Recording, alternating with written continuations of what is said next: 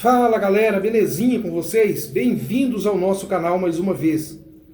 A grande discussão do momento agora é uma pregação do pastor Eliseu Rodrigues e o céu está envolvido.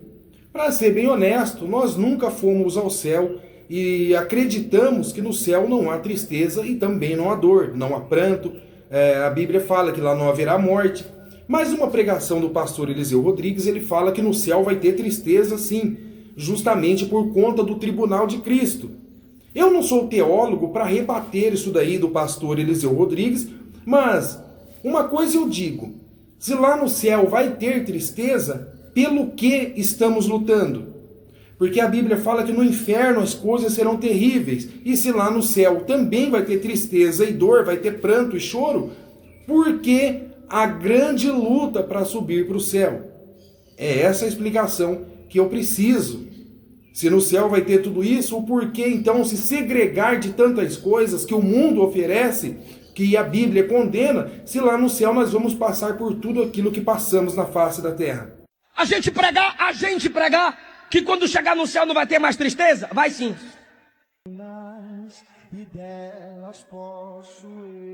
Tu já cantou? Quando eu chegar lá não vai ter mais tristeza? Vai sim, quando chegar, vai. Não, pastor, a Bíblia diz, pastor, que lá não haverá mais morte, nem dor, nem angústia, nem maldição, e toda lágrima dos olhos enxugará. Você está falando do milênio. Eu estou falando do arrebatamento. Eu estou falando do tribunal de Cristo. No tribunal de Cristo vai ter tristeza.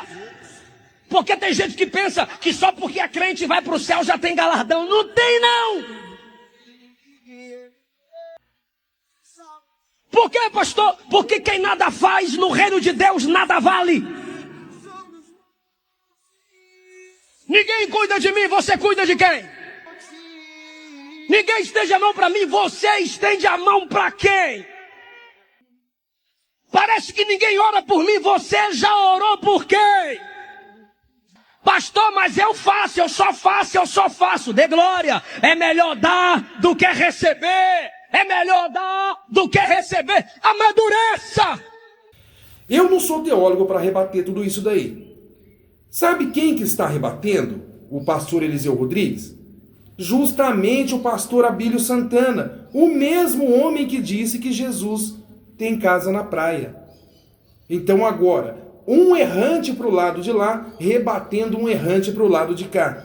Agora, se na minha opinião os dois são errantes, ou na sua, um dos dois está certo, então é você que vai comentar nesse vídeo aí e deixar a sua opinião, até porque eu também não consigo entender esses dois lados aí, de um homem que fala que Jesus tem casa na praia, rebater o outro que diz que lá no céu vai ter tristeza.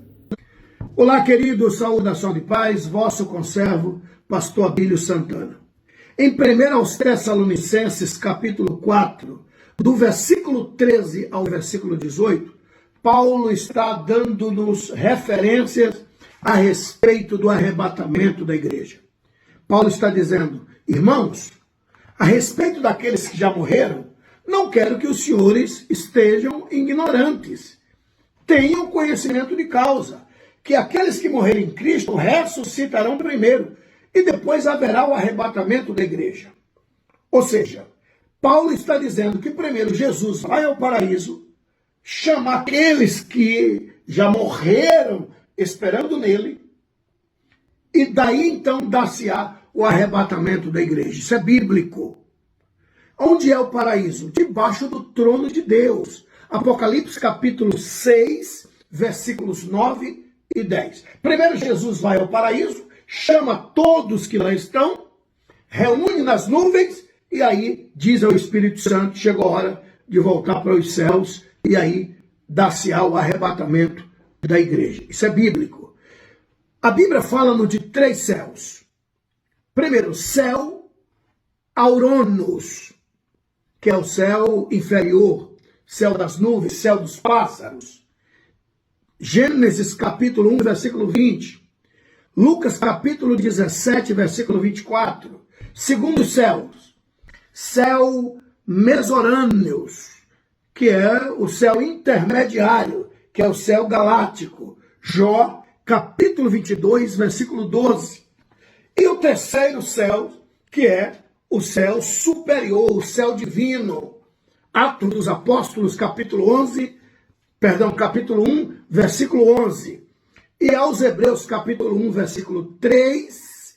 2 Coríntios, capítulo 12, versículo 2. E João, capítulo 3, versículo 13. Bom, Jesus chamará a sua igreja após passar no paraíso, chamar os que dormem nele, e aí dar-se-á o arrebatamento. Antes de entrarmos nos céus, Jesus transformar-se-á numa labareda de fogo, e aí haverá o tribunal de Cristo. Não confunda tribunal de Cristo com juízo final. Tribunal é para a igreja. E concernente ao tribunal de Cristo, nós encontramos algumas referências. 2 Coríntios, capítulo 5, versículo 10. Mateus, capítulo 16, versículo 27.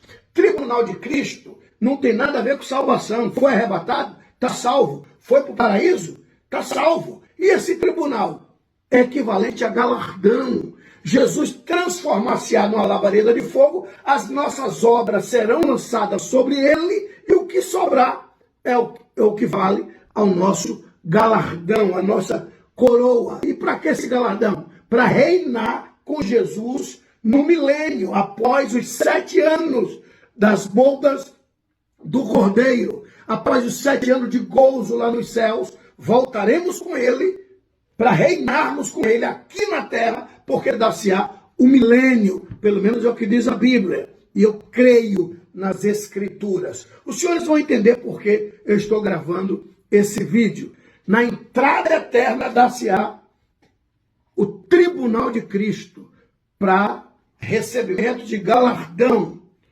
1 Coríntios, capítulo 3, do versículo 8 ao versículo 15. Mateus, capítulo 5, versículo de número 12. E também Mateus, capítulo 10, versículo 41 e 42. O que sobrar é equivalente ao nosso galardão. Jesus transformar-se-á numa labareda de fogo, as nossas obras serão lançadas sobre ele, e o que sobrar é equivalente ao nosso galardão. Ou seja, será lançado, segundo a Bíblia, obra de ouro, de prata, de pedras preciosas, de palha, de feno e de madeira.